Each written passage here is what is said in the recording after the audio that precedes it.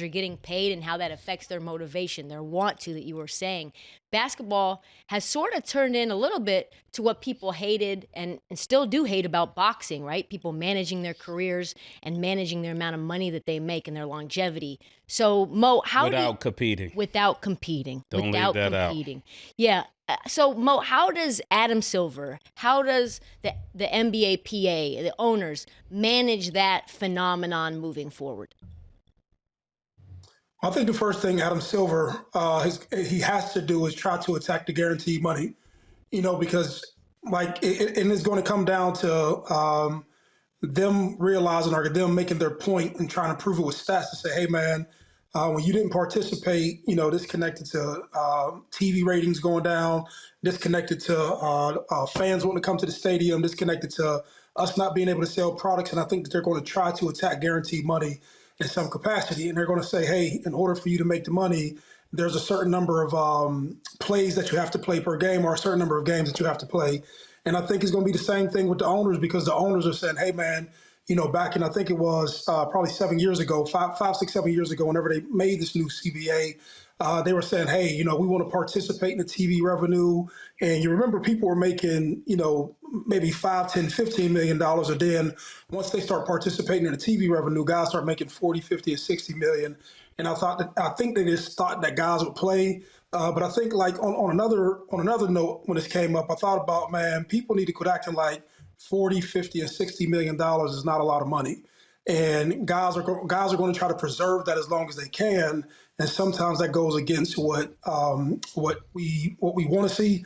But I'm from the hood. I understand. Like if I could make 50 million for 5 more years, and I had to do it by sitting out or whatever I had to do, load management, pause, whatever it is. Like I'm doing it. You know what I'm saying? I would get it. But I understand the criticism that they get from the fans. As far as this is concerned, Mo is absolutely right. It's not going to mess up this generation. Not maybe the next 5, 7, 8 years, but it's going to fuck it up for the people, the kids that are 13, 14, 12, 11, 11 through 16 now. Because Mo is right. I'm not paying you guaranteed money, and y'all niggas is being lackluster and not performing. It's kind of, and I'm not saying they're going to do it like the NFL, where you got to do all these incentives to get extra money, but it's going to be based upon your play. It's certain things in people's contract now. Like I remember watching something with Jermaine O'Neal where he was saying that he retired because part of his contract, and Zion has something similar. I don't know exactly how it goes. So a weight clause. Yeah, and it was body fat. Pause that Jermaine O'Neal had to have only 8% body fat, and he said he got tired of doing that. And he was like, no, I'm good. I made enough money, et cetera, et cetera. But yeah, like Trish said, Zion has that in his contract right now. And it's going to be things like that to where it gets worse than just body fat.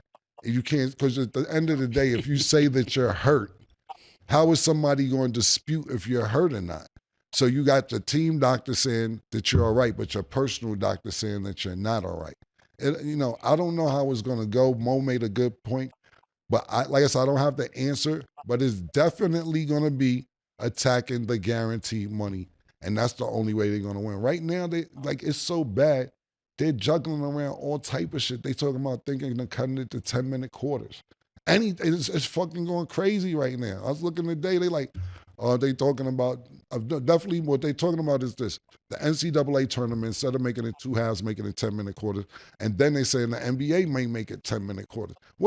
Yo, bro, the shit is getting wild. It's getting wild, bro. You're getting more money for less work. And I think the answer to this, the solution to this, because like what Killer was saying, you're definitely going to have to start thinking about the consistency of, do we pay these people guaranteed money if they're not guaranteed going to play?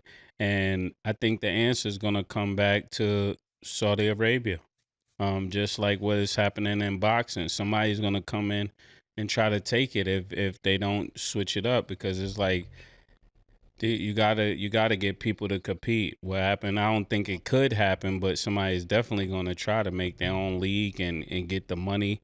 I know they was raising money to start another league, but I could see Your Excellency and them coming in and getting a part of that. and starting their own league, putting a lot of money behind it. Yeah, I think what's fascinating too, as I was looking at another stat earlier today, is that if you look at the salary cap 20 years ago, the salary cap for one team was $44 million. LeBron James's first year. Steph Curry makes $56 million by himself right now. That is crazy. So I don't know how you expect the motivation to stay the same when the money has gone up so much in the last 20 years. I guess just to follow up on that, Mo, like, do you think that if Kobe was around playing today, there was any amount of money that would get his motivation to go down? I know that, and I don't want to take Kobe's mentality or like this hypothetical situation and say Kobe will be doing something that somebody else isn't. Like at the end of the day, it's business, and the only way to get people to perform accordingly is to have their interests aligned. And when your interests are aligned, when you perform, you get paid. When you don't perform, you don't get paid.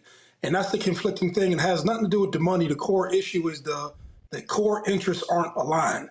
These guys get paid for sitting on the bench, and we have to do it based upon the contracts that we sign. And so the owners are saying, okay, we have to get our get back. So I don't want to. I wanted to respect you and say the Kobe situation, I think he would play just because that's his mentality.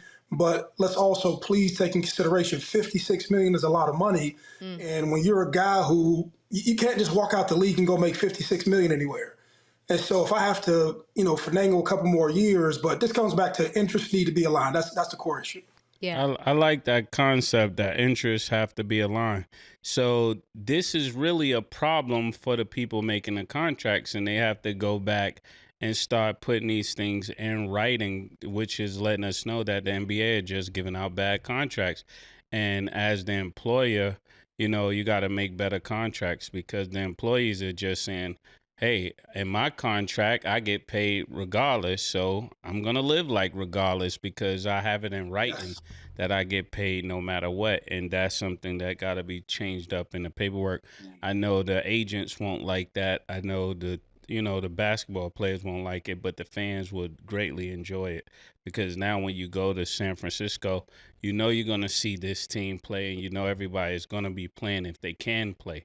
That's what you get when you're watching football that you don't get when you're watching basketball anymore, because people are just deciding I could play more years if I play less games.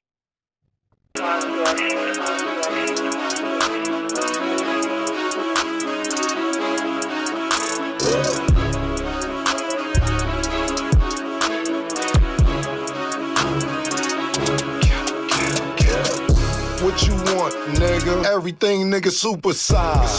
Two Big Macs, like when they doing them 2 for $5.